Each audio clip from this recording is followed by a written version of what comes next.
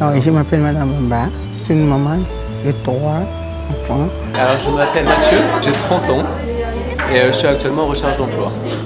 C'est la première fois que sur Villeneuve-la-Garenne, le CCAS porte ce chantier d'insertion qui s'adresse prioritairement à des personnes qui sont éloignées de l'emploi, donc soit des chômeurs longue durée, soit des bénéficiaires du RSA, ou bien encore à des jeunes sans formation, sans qualification professionnelle. J'ai gardé mes enfants, je n'ai pas travaillé vraiment. En gros, il faut vraiment chercher, c'est quasiment comme chercher un emploi en fait. Chercher une formation, c'est assez difficile. Je suis inscrite à l'insertion pour avoir d'expérience. Donc quand il y a ce genre de chantier d'insertion qui est proposé, pour moi c'est vraiment une aubaine, quoi.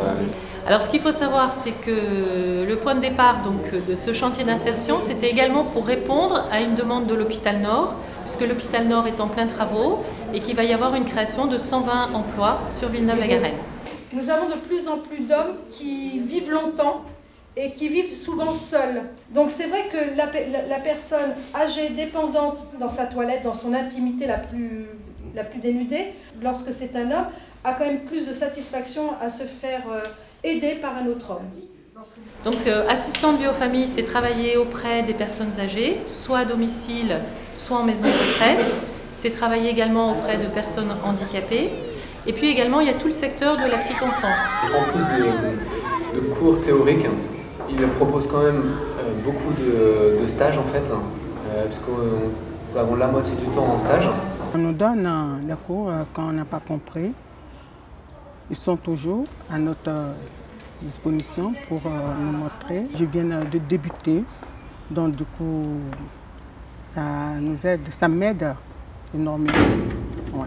Je pense qu'il n'y a rien de tel que l'immersion en fait, en plus dans des domaines assez variés, puisque justement on peut avoir des stages dans des écoles, dans des centres de loisirs, à l'hôpital, dans des maisons de retraite, dans des services à domicile. Donc en fait ça donne vraiment un tour d'horizon très, très important. Ça permet vraiment de toucher un petit peu à tout en fait. Cette formation elle dure 9 mois, elle va concerner 14 personnes, c'est une formation rémunérée.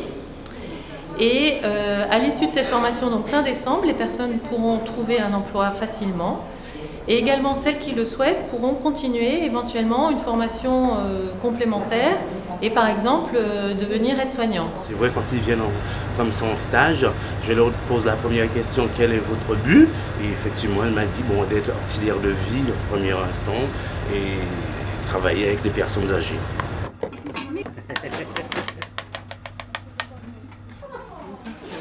Génial. C'est une femme souriante, adorable. Et très gentille avec les résidents. Voilà. Et je prends ça et je prends en charge. Ouais. Je les aime beaucoup et aussi ils m'adorent. Ouais.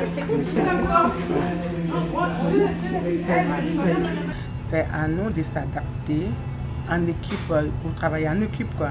Donc moi je m'adapte facilement. Ah ouais. Puisque j'ai envie d'apprendre à aller jusqu'au bout pour avoir mon diplôme pour travailler. J'avais déjà fait des stages en fait administratifs dans des résidences pour personnes âgées.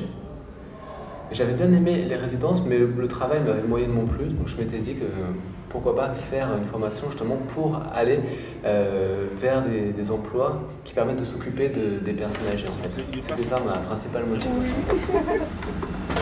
Pourquoi assistant de vie aux familles? Parce qu'on sait que c'est un secteur très porteur, où il y a de l'embauche. De plus en plus, et de jour en jour, nous avons besoin, ils ont besoin des personnes, les jeunes, je dirais, pour s'occuper des personnes âgées.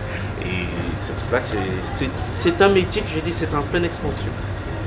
Il faut être très patient, je pense. Aimer les gens aussi, je pense que c'est important. Être prêt à les aider, c'est un métier ce sont des métiers avant tout de relationnel. Donc je pense que c'est ça. Il faut avoir l'envie d'aller vers les autres et de communiquer avec eux, de les aider. Voilà.